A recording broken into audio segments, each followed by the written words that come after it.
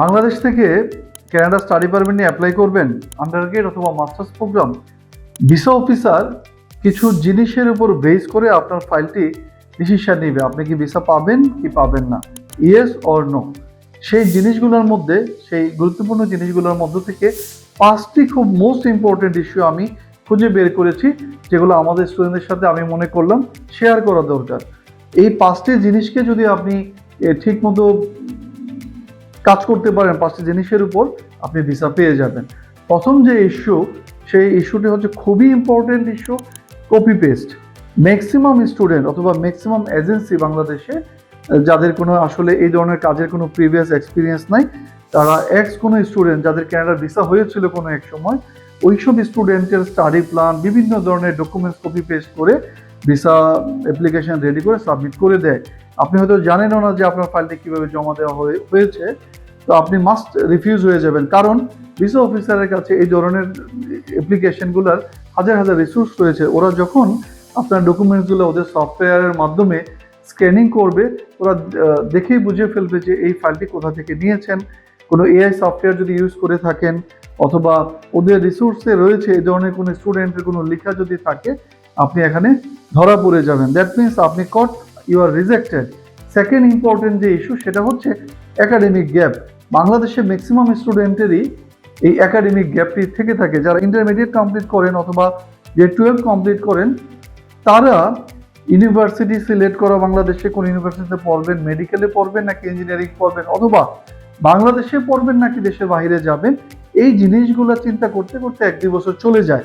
এই 1-2 বছর একটা গ্যাপ একটা ইম্পর্টেন্ট ইস্যু আপনার ফাইলে।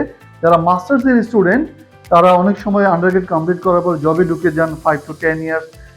এরকম আমরা অনেক কেস পেয়েছি। 15 ইয়ার্স লেটার আপনি আসছেন যে আমি একটা মাস্টার্স করতে চাই, এখানে একটি বিশাল গ্যাপ তৈরি হয়ে যায়।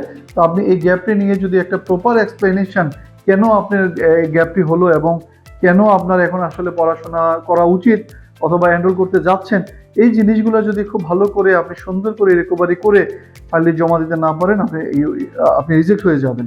থার্ড ইস্যু হচ্ছে ফাইন্যান্সিয়াল ইস্যু। বাংলাদেশের 90% রিজেকশন।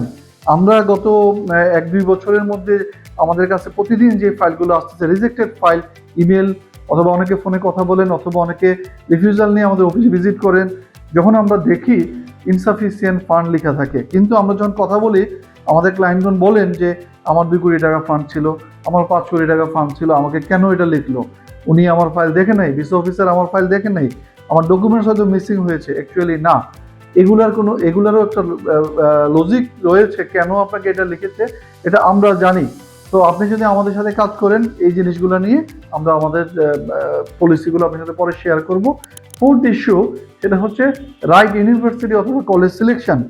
আপনি যে ইউনিভার্সিটিতে যাচ্ছেন অথবা কলেজে যাচ্ছেন, এই ইউনিভার্সিটিগুলোতে, কলেজগুলোতে ইন্টারন্যাশনাল স্টুডেন্টদের এনরোলমেন্ট রেশিও কীরকম, এবং তারা পড়াশোনা করার পরে তারা কানাডাতে সেটেল হচ্ছে কিনা, গ্লোবাল জব মার্কেটে তাদের অবস্থান কি, হোম কান্ট্রিতে ব্যাক করতেছে কিনা, এই সব কিছু দেখে একজন ভিসা অফিসার আপনার ইয়েস অর নো ডিসিশনটি নিয়ে থাকে।